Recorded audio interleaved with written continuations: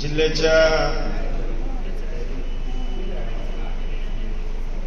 शिक्षक समितीच्या नवीन कार्यकारिणीची निवड या ठिकाणी संपन्न होते आणि या निवडीच्या अनुषंगाने या प्रसंगी उपस्थित राज्याचे अध्यक्ष विजयरावजी, राज्याचे सरचिटणीस राजनजी, नितीनराव नवले, राज्याचे प्रवक्ते श्यामजी, जिल्ह्याचे अध्यक्ष साळकर सर, रणजित, उपस्थित व्यासपीठावर सर्व सन्माननीय आणि तुम्ही सगळे बंधू भगिनी आणि वर्ध्याहून उपस्थित असणारे आमचे दोन्ही तरुण सहकारी ज्यांची ओळख आता एक वेगळी ओळख ज्यांची करून दिली आणि मी आपल्याला आवर्जून सांगेन, शिक्षक समितीला आता 62 वर्ष पूर्ण होत आहेत. पूर्ण झाली ना? हा. तर या 62 वर्षाच्या कालखंडामध्ये 1962ला स्थापना आणि 62 पूर्ण होत आहेत. योगायोग आहे. या 62 वर्षाच्या कालखंडामध्ये पहिलीच वेळ अशी असेल की शिक्षक समितीचं दर 15 दिवसांनी वार्तापत्र सुरू झाले. आपलं तुम्ही जर सगळे ऐकत असाल तर शिक्षक समितीच्या मला वाटते सगळ्या ग्रुपवर, राज्याच्या असेल जिल्ह्याच्या ग्रुपवर, आणि ते वार्तापत्र देणारी माणसं घेऊन आपल्या समोर आपण वेगवेगळ्या चॅनलवर किंवा न्यूजमध्ये बघतो बातम्या देणारी सगळी लोक, पण शिक्षक समितीची बातम्या देणारी ही दोन्ही मंडळी की राज्यामध्ये वेगवेगळ्या घडामोडी वेगवेगळ्या जिल्ह्यामध्ये काय घडतायत त्याची माहिती इत्थंभूतपणे आपल्या समोर ते देत असतात. असे मित्र या ठिकाणी उपस्थित आहेत. खरं तर आज या ठिकाणी जिल्हा कार्यकारिणीचं गठन नव्यानं या ठिकाणी होतंय आणि हे गठन होत असताना साळकर सर असतील, रणजित असेल, नवले सर असतील, विजयराव असतील, अनेकांनी आपल्या भावना थोड्याशा व्यक्त करण्याचा प्रयत्न केलाय. तर औरंगाबाद जिल्ह्याचा किंवा संभाजीनगर जिल्ह्याचा शिक्षक समितीचा इतिहास काय होता आणि आज वस्तुस्थिती नेमकी काय आहे, ह्या इतिहासाचं आजच्या एका चांगल्या स्थितीमध्ये रूपांतर करण्यासाठी तुम्ही सगळ्यांनी जे जाणीवपूर्वक प्रयत्न केले त्या सर्वांना खरं तर मनापासून खूप खूप धन्यवाद देतो. तुमचं मनापासून खूप खूप कौतुक करतो. कारण शिक्षक समिती ही राज्यभरातली अशी एक चळवळ आहे की जी चळवळ आज 62 वर्ष पूर्ण करत असताना या चळवळीचा मागे जर जाऊन आम्ही मागोवा घेण्याचा प्रयत्न केला तर खूप मोठं काम या चळवळीच्या माध्यमातून शिक्षकांसाठी, शिक्षणासाठी, विद्यार्थ्यांसाठी आणि पर्यायीनं समाजासाठी झालेलं आहे. चळवळीनं खूप मोठा संघर्ष बघितलेला आहे. या राज्यामध्ये शिक्षकांच्या प्रश्नासाठी खूप मोठमोठी आंदोलनं, खूप मोठमोठे मोर्चे या राज्यामध्ये शिक्षक समितीच्या माध्यमातून आपण काढलेले आहेत आणि सर्वांना न्याय देण्याची भूमिका आपण त्या ठिकाणी घेतलेली आहे. मराठवाड्यामध्ये थोडी जरी उशिरा शिक्षक समिती आली असली तरी आज एकूण मराठवाड्याचा जर आम्ही विचार केला तर मराठवाड्यातल्या सर्व जिल्ह्यांमध्ये शिक्षक समितीचं अत्यंत चांगल्या प्रकारचं काम निश्चितपणानं सुरू असलेलं आम्हाला बघायला मिळतं आणि त्याच्यामध्ये मराठवाड्याचा केंद्रबिंदू असलेल्या या संभाजीनगरमध्ये अलीकडच्या काळात नवले सर, तुम्ही सगळेजण हात म्हणून रणजित म्हणतोय अशाला भाग नाही, पण खूप चांगलं काम निश्चितपणाने या जिल्ह्यामध्ये चाललेलं आहे. मगाशी मी राज्याध्यक्षांना म्हटलं की जे जिल्हे सातत्यानं चळवळीचं काम करतायत किंवा चळवळ सातत्यानं ज्याला आपण म्हणतो प्रेरित ठेवलेली आहे अशा जिल्ह्यांमध्ये या जिल्ह्याचा नंबर निश्चितपणानं वरचा आहे हे आपल्याला मान्यच करावं लागेल आणि अशा पद्धतीने या जिल्ह्यामध्ये निश्चितपणानं काम होतंय. साळकर सर असतील, रणजित असेल, नवले सर असतील, श्यामजी असतील किंवा त्यांच्याबरोबर काम करणारे सगळे, कारण मी अनेक वेळा आलो तर ते आम्हाला वाटते ते गार्डन कुठलं आपलं कॅनॉट गार्डनला बसायचो आणि तिथे ही सगळी मंडळी एकदा कधी असू द्या, रात्री 10-10 वाजता असू देत, मग सकाळी 7 वाजता येतोय म्हटलं तरी असू देत, पण ही मंडळी म्हणजे संघटनेच्या वर किती प्रेम असतं, संघटनेवर किती निष्ठा असते याची पदोपदी जाणीव करून देणारी ही सगळी मंडळी. आणि म्हणून मित्रांनो, या सगळ्या मंडळींनी या ठिकाणी या चळवळीसाठी खूप मोठं योगदान दिलेलं आहे.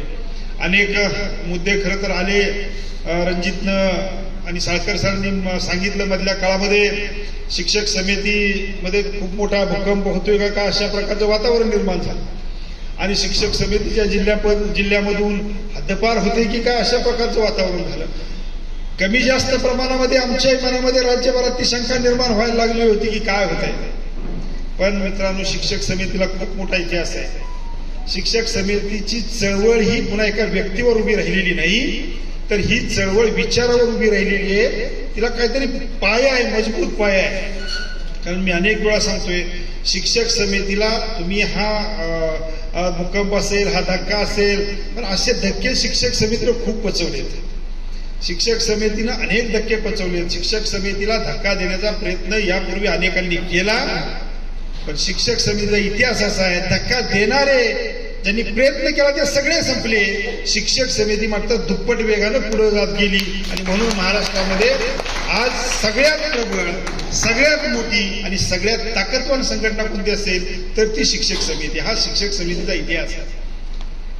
ज्यांची नावं आपण इथं घेतो त्या माणसांची कुवत किती, त्या माणसांची ताकद किती, त्यांचं काम करण्याची नेमकी दिशा कोणती आहे, संघटना निर्माण करण्याची नेमक्या उद्दिष्ट काय, ह्या सगळ्या गोष्टी आपल्या सगळ्यांना ज्ञात आहे. आणि आम्ही सुद्धा राज्याचं कामकाज करताना ते अभ्यास केले की याच्या पाठीमागं संघटना निर्माण करायची, पण ती संघटना कुणासाठी निर्माण करायची, स्वतःच्या स्वार्थासाठी निर्माण करायची की माझ्यासमोर बसलेल्या माझ्या पाठीमागं असलेल्या सगळ्या लोकांसाठी वापरण्यासाठी संघटना तयार करायची आणि काम करायचं. याचा जर विचार केला तर ही सगळी मंडळी केवळ स्वार्थी हेतून संघटना निर्माण करायला लागलेली आहेत. आणि मित्रांनो, मी जाणीवपूर्वक आपल्याला आवाहन करेन की अशा सगळ्या मंडळींच्याकडनं उद्याच्या काळासाठी का होईना पण आपल्याला सावध राहावं लागेल. कारण उद्याचा काळ हा अत्यंत कसोटीचा काळ असणार आहे.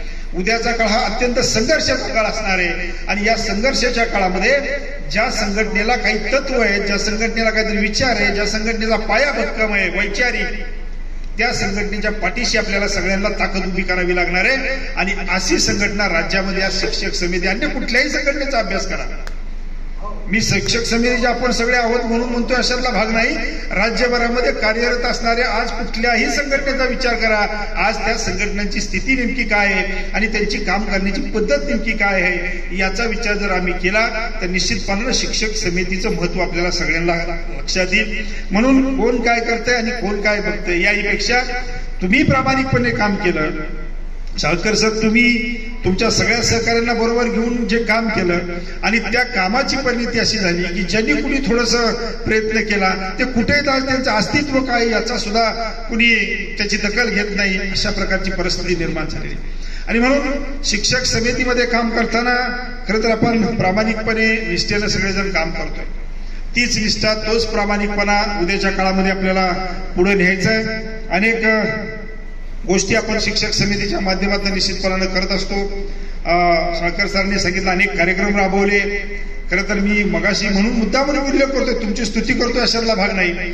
पण विजयरावला मगाशी म्हटलं मी, विजयराव राज्यभरामध्ये काम चालूच असतं, पण त्या चालू असणाऱ्या कामाला प्रसिद्धी देणं, वेगवेगळ्या प्रकारच्या बातम्या देणं, सोशल मीडियाच्या माध्यमातून त्याची प्रसिद्धी करणं, याच्यामध्ये हा जिल्हा निश्चितपणानं नवलेसर आघाडीवर आहे. मी मान्यच करावं लागेल. वर्ध्याच्या बातम्या असतील, आमच्या सिंधुदुर्गच्या बातम्या असतील, आमच्या तुमच्या संभाजीनगर औरंगाबादच्या बातम्या असतील, 100% आहे. आम्ही सातारा जरी असलो तरी आम्ही कमी पडलोय, हे मान्य करायला पाहिजे. शिक्षक समितीची चळवळ आम्हाला पुढे न्यायची तर तो शिक्षक समितीचा मूळ विचार, मूळ गाभा, काम करण्याची पद्धत लोकांच्या मध्ये कशा पद्धतीने जाईल यासाठी याची मंडळी धडपड करतायत.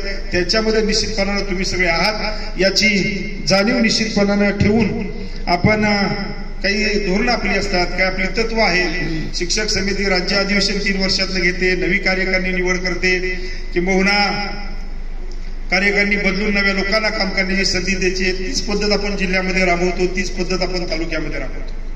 एक वैशिष्ट्य आपल्या इतरांपेक्षा वेगळं आहे की आपण कधी रस्त्यावर पत्र देऊन अध्यक्ष निवडत नाही, आपण कधी एसटी मध्ये बसल्या बसल्या पत्र देऊन कधी अध्यक्ष निवडत नाही, किंवा एखाद्या रेस्ट हाऊसला बोलून आम्ही कधी पत्र देऊन अध्यक्ष निवडत नाही. आम्ही लोकांच्यात जातो, लोकांच्यात बसतो, लोकांशी चर्चा करतो आणि लोकांशी चर्चा करून लोकांना हवा असणारा कार्यकर्ता त्याला आपण पदाधिकारी बनवत असतो की जो लोकांसाठी काम करेल. आज खरं तर त्याची गरज आहे. केवळ पदं घेणं आणि पदं घेऊन घरी बसण्याचे आता दिवस राहिलेले नाहीत. अलीकडे एक फॅशन ती निघालेली सुरू झाल्यासारखी वाटायला लागली. कार्यकारिणी आली की पर हमरी तुमरीवर यायचं, पदं घ्यायची आणि ज्या दिवशी पद घेतोय तो पट्ट्यात त्याच्यानंतर 3 वर्ष पुन्हा कुठे तो दिसतच नाही. तो घरात बसूनच व्हॉट्सअपवरून आपलं सगळं संघटना चालवण्याचा प्रयत्न करत असतो. ही भूमिका आता अलीकडच्या काळामध्ये आपल्याला चालणार. ज्याला पद घ्यायचंय त्याला काम करावं लागेल, ज्याला पद घ्यायचंय त्याला लोकांसाठी वेळ द्यावा लागेल, ज्याला पद घ्यायचंय त्याला लोकांसाठी त्याग करावा लागेल, ज्याला पद घ्यायचंय त्याला स्वतःच्या खिशातला वेळ प्रसंगी पैसाही खर्च करावा लागेल. कारण आमच्याकडे पैसा नाही. शिक्षक समिती अशी एक संघटना आहे की ज्याकडे पैसे फार नाही आणि लोक फार देत नाही. आम्ही सगळेजण आता समाज शिक्षक समितीचे कार्यकर्ते आहोत. दरवर्षाची सभासद नोंदणी आम्ही करायला गेलो 200 रुपये मला वाटते बी 200 होते. तरी सुद्धा वर्षातून 4-5 वेळा आम्हाला प्रत्येकाच्या घरात जावं लागतं. 200 रुपये तरी बाबा दे आणि 200 रुपये घेतो म्हणजे कुठेतरी वर्षभरामध्ये चळवळ पुढे चालली पाहिजे म्हणून आम्ही अशा सगळ्या गोष्टींची तयारी असणारा माणूस आम्हाला त्या ठिकाणी पदाधिकारी म्हणून त्याच्या काळासाठी हवा असतो. त्याचं राजकीय ओढ असलं पाहिजे, प्रशासनावर त्याचा वचक असला पाहिजे. या सगळ्या गोष्टी पद घ्या, तुम्ही कुणी पद घ्या, मी पद हे शिक्षक समितीची धारणा आहे. आणि मी इथं सांगतो असं नाही किंवा मी राज्यभरामध्ये हे सांगतोय की अशा पद्धतीनं काम करणाऱ्या कार्यकर्त्याला खऱ्या अर्थानं संधी देण्याची गरज आता निर्माण झाली.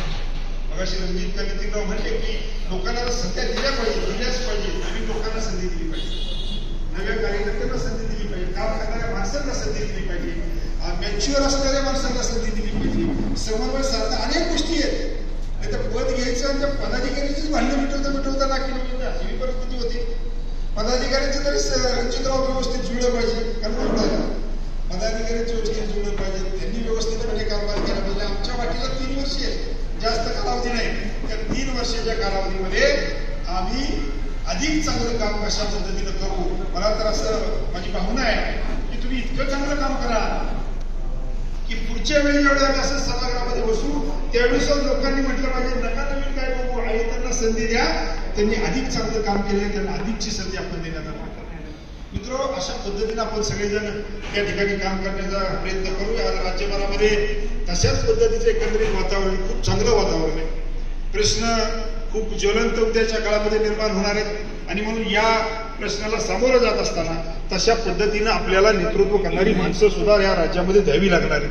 आज विजयरावांच्या बद्दल तुम्ही बघितलं तर मला वाटत नाही महाराष्ट्रामध्ये आपला अध्यक्ष म्हणून म्हणतोय अशातला भाग नाही, पण विजयरावांचं पत्र आणि विजयरावांची लेखणी आणि इतका अभ्यासपूर्ण लेखन मला वाटत नाही महाराष्ट्रातल्या कुठल्या अध्यक्षाचं असू शकतं. तुम्ही अनेकांची पत्र बघत असाल व्हॉट्सअपवर आलेली, पण इतकं चांगलं इथं अध्यक्षांनी लिहिलेल्या पत्राचा विचार राज्याच्या सचिवाला सुद्धा करावा लागतो त्या विभागाच्या, की नेमकं आता काय उत्तर द्यायचं, कुठल्या नियमाच्या आधारे द्यायचं, कुठलं कलम टाकून द्यायचं. मित्र, इतकं अभ्यासपूर्ण आम्हाला नेतृत्व त्या ठिकाणी द्यावं लागतं आणि आम्ही ते नेतृत्व देत असतो. आणि म्हणून अशा पद्धतीने आम्ही ही चळवळ पुढे नेलेली आहे. मुद्दा म्हणून थोडा वेळ घेऊन सांगतोय कारण चळवळीला खूप मोठा इतिहास आहे. आज विजयराव ज्या पद्धतीनं काम करतायत, शिक्षक समितीचं नेतृत्व अशाच हुशार, बुद्धिमान आणि चळवळीबद्दल निष्ठा असणाऱ्या लोकांनी केलेले आहे, ज्याच्यामध्ये मग अगदी भावा शिंपींपासून आता उद्या आम्ही 22 जुलैला वर्धापन दिन साजरा करतोय. काही लोकांनी उद्याच राज्यभरामध्ये कार्यक्रम ठेवलेत वर्धापन दिनाचे. आमचा वर्धापन दिन हा राज्यामध्ये वेगवेगळ्या उपक्रमाने आम्ही साजरा करतो. कुठं वृक्षारोपण होते, कुठं रक्तदान होते, कुठं अपंग मुलांना काही वस्तूंचं वाटप होते, काही ठिकाणी अनाथाश्रमामध्ये फळांचं वाटप होते, शैक्षणिक साहित्याचं अनेक गोष्टी आम्ही हा वर्धापन दिन साजरा करतो. आणि हे सगळं करताना खरं तर राज्याची जर आम्ही परंपरा बघितली, अगदी भावा शिंपींपासून आज विजयरावांपर्यंत तुम्ही आलात तर आमच्या प्रत्येक राज्याच्या नेतृत्वाकडे तुम्ही बारकाईने बघा. आम्ही अभिमानानं सांगतो की आमच्या राज्याची यापूर्वीची सगळी नेतृत्व इतकी अभ्यास होती. जसं विजयरावांच्या बद्दल मी आज बोलतोय तसंच नितीनराव बोरसे बापूंच्या बद्दलही मी तेच सांगतोय की बोरसे सर जर मंत्रालयामध्ये एखाद्या मिटिंगमध्ये बोलायला उभे राहिले तर पुढच्या सचिवाला आणि मिनिस्टरला सुद्धा काही कळायचं नाही की नेमकं काय चाललंय, काय उत्तर द्यायचंय. असं अभ्यासपूर्ण मत मांडावं लागतं. त्यावेळी त्यापूर्वीचे आरडे सर आम्ही बघितले, त्यापूर्वीचे आम्ही देवाजी नाना बघितले, त्यापूर्वीचे नाना जोशी बघितले, अगदी सावळाराम आनावकर बघितले, राजाराम माळींसारखा माणूस बघितला. अहो, राजाराम माळींच्याकडे मी गेलो होतो, अगदी सहज सांगतो आता जाता जाता, वय वर्ष मला वाटतं त्यांचं 83-84 दरम्यान आहे. 84 दरम्यान वय. रणजित, मी सहज भेटायला गेलो, म्हटलं जुनी माणसं आहेत, काय नेमकं शिक्षक समितीचं आहे ते त्यांच्याकडनं एकदा ऐकावं. पवन, एकदा ऐकावं म्हणलं. हा माणूस 84 वर्षाचा माणूस मलाच कसं तरी वाटलं. आम्ही कॉटवर बसलो होतो, एक साधी रूम आहे त्यांची, एवढी एक कॉट आहे, कपाट आहे पुस्तकांचं भरलेलं, ते खाली असे बसतात गादी टाकून येत. मी बसलो होतो, माझ्याबरोबर दोघं तिघं होते, आणि सलग मांडी घालून हा बसलेला माणूस 84 वर्षाचा 2.5 तास पाणीही न पिता 2.5 तास, म्हणजे असं अतिशयोक्ती म्हणतो असं नाही, मी सगळं त्यांचं भाषण टेप केलं. 2.5 तास हा माणूस शिक्षक समितीविषयी बोलत होता. 84 वर्षाचा माणूस. हे अशी प्रेरणा, खरं तर इतका त्याग त्या लोकांनी शिक्षक समितीसाठी केलेला आहे, आणि अशा अभ्यासू लोकांनी शिक्षक समितीचं नेतृत्व केलेलं आहे, आणि अशा चळवळीचं आम्ही नेतृत्व करणार आहे, आणि ही चळवळ उद्या आम्हाला पुढे न्यायची. मित्रांनो, पद असतील, मिळतील न मिळतील. महाबळेश्वरच्या अधिवेशनामध्ये विजयरावांना राज्यानं अगोदरच ठरवलं होतं राज्याचं सरचिटणीस करायचं. या आम्हाला काही विषय बी माहीत नव्हता महाबळेश्वरला अधिवेशन, पण विजयराव सरचिटणीस राज्यानं अगोदर ठरवलं होतं. पण आता थोडंसं मागं पुढे झालं, आम्ही बी त्या स्पर्धेत आलो, आणि विजयरावांची संधी गेली, मला आद्य सरचिटणीस पद मिळालं. हे होत राहतं. म्हणून मागं सरणं, म्हणून जागा सोडणं, म्हणून नाराज होणं असं कधी चालत नाही. विजयरावांनी तिथपासून पुन्हा एकदा नव्या जोमाने काम करायला सुरुवात केली, कारण आमच्या मनामध्ये एखादं उद्दिष्ट ठरलेलं असलं, आमच्या मनामध्ये एखाद्या ठिकाणी मला पोचायचे हे एकदा ठरलेलं असलं की आम्ही तिथपर्यंत जाऊ शकतो. विजयरावांनी ते केलं. आज विजयराव राज्याच्या अध्यक्षाच्या स्वरूपामध्ये आम्हाला बघायला मिळाले. या गोष्टी कुठेतरी आम्ही मनामध्ये ठरवायला पाहिजेत. आणि म्हणून आज निवड होत असताना एवढंच सांगेन की तुम्हा सगळ्यांच्यातून आपण निवड करतोय, आणि ज्यांच्या निवडी होतील त्यांनी सुद्धा या जिल्ह्यातल्या तमाम लोकांसाठी उद्याच्या काळामध्ये निश्चितपणाने वेळ द्यायचा आहे. आता पद मर्यादित असणार आहेत. मर्यादित म्हणण्यापेक्षा आज मला वाटते काहीतरी 6-7 पदांची निवड करण्याचं निश्चित केलेलं आहे, आणि त्यानंतर विस्तारित जिल्हा कार्यकारिणीची निश्चितपणाने बैठक होऊन त्याच्यामध्ये कार्यकारिणी विस्तारित होईल. पण ह्या निवडी होत असताना आपण एकमतानं सगळ्यांच्या विचारानं, कुणाची नाराजी न ठेवता, अनेक एखाद्या पदासाठी 1, 2, 4 लोक इच्छुक निश्चितपणे होऊ शकतात, पण एकालाच आपण अध्यक्ष करणार आहे, एकालाच आपण सरचिटणीस करणार आहे. त्यामुळे इतरांनी कुणी तसं मनामध्ये काही न ठेवता सगळ्यांना न्याय देण्याची भूमिका घेणारी मंडळी आपण या ठिकाणी निश्चितपणानं नियुक्त आपल्या सगळ्यांच्या विचारणा करणार आहोत.